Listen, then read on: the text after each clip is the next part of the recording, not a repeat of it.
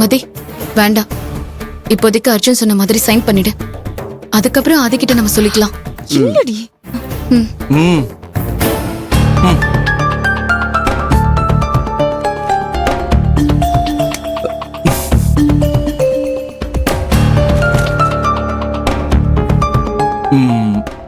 Very good.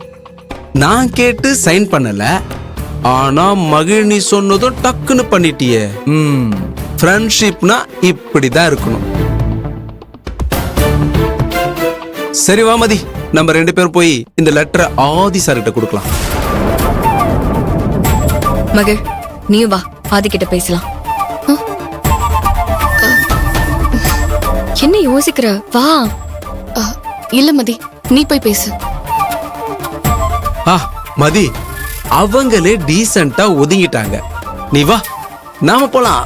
ஏய்,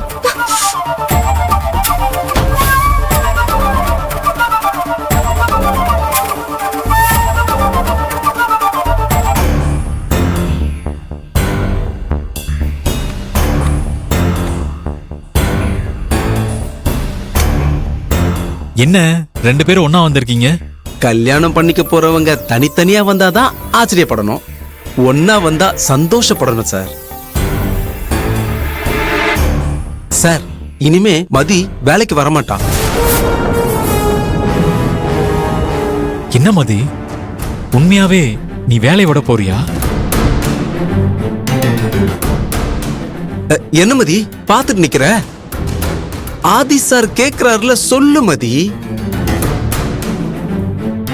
Arjun, no Arjun, என்னால இந்த ரிசைன் லெட்டரை அக்செப்ட் பண்ண முடியாது. இப்போதைக்கு லீவ் வேணா கொடுக்கறேன். சார், என் ஒய்ஃப் வேலைக்கு வர்றது எனக்கு பிடிக்கல சார். ஏன்னா அது என்னுடைய பாலிசி. இதுல நீங்க எந்த முடிவும் எடுக்க தேவையில்ல. இந்தாங்க சார், பட்டுமா மதி? பாத்தி ஆதி, ஆரம்பத்துல வரும்போது இவன் எப்படி இருந்தான், இப்ப எப்படி இருக்கான்னு பாரு. இவன் கூட எப்படி ஆதி என்னால வாழ முடியும்? விடுமதி, நீ ஒன்னும் டென்ஷன் ஆகாத. எப்படியாவது பிளான் பண்ணி உன் கல்யாணத்தை ஸ்டாப் பண்ணிடலாம். மதி, அப்புறம் மகிழினி உன் கூட வரலையா? வரல ஆதி. நான் உன்கிட்ட பேசுறதுக்காக அவளையும் தான் கூப்பிட்டேன், ஆனா அவ வரலன்னு சொல்லிட்டா. ஏன் ஆதி, உனக்கும் மகளுக்கும் ஏதாவது பிரச்சனையா? அப்படியெல்லாம் ஒண்ணும் இல்ல மதி. காலையில நான் பார்த்தப்ப கூட மகிழினி என் கூட சரியா பேசவே இல்லை. ஒரு மாதிரி டிஸ்டர்ப்டாவே இருந்தா. ஒருவேளை அவங்க பாட்டி ஏதாவது சொல்லியிருப்பாங்களோ, அந்த வருத்தத்தில் தான் அப்படி இருக்கான்னு நினைக்கிறேன். மகிழினி வீட்ல அவ பாட்டி, என்னோட வீட்ல என் அப்பா, உன்னோட வீட்ல உன் அம்மா. இப்படி ஒவ்வொருத்தர் வீட்லயும் யாராவது ஒருத்தர் பிரச்சனை பண்ணிக்கிட்டே இருக்காங்க.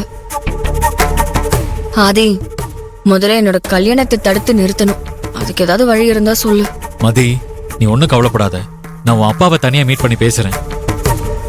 எப்படியாவது பேசி நான் அவருக்கு புரிய வைக்கிறேன்.